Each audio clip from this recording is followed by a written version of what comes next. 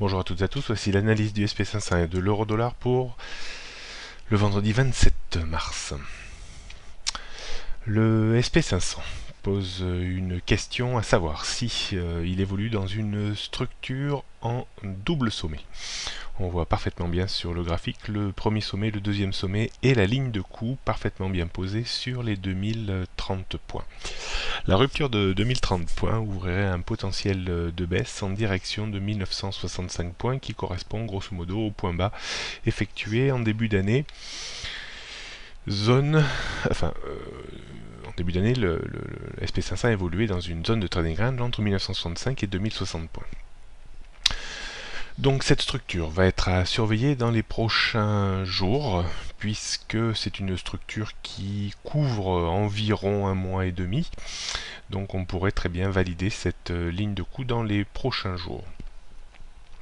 Pour l'invalider totalement, il faudrait repasser à minima au-dessus des 2080 points, ce qui perturberait son équilibre technique.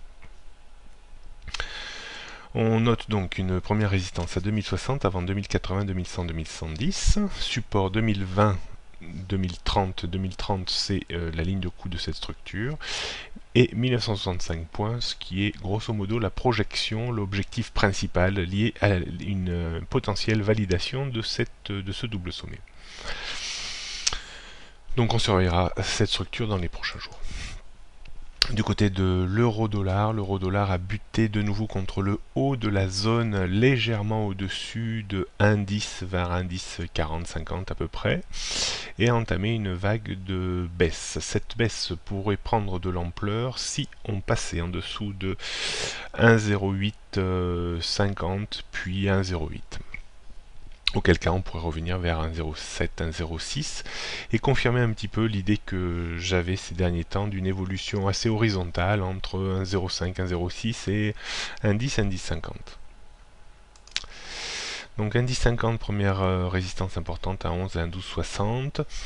Support 1,0850, 1,07, 1,06, 1,05 et 1,0460. La tendance reste toujours très baissière en dessous des 1,15. Bon week-end, bonne journée et à lundi.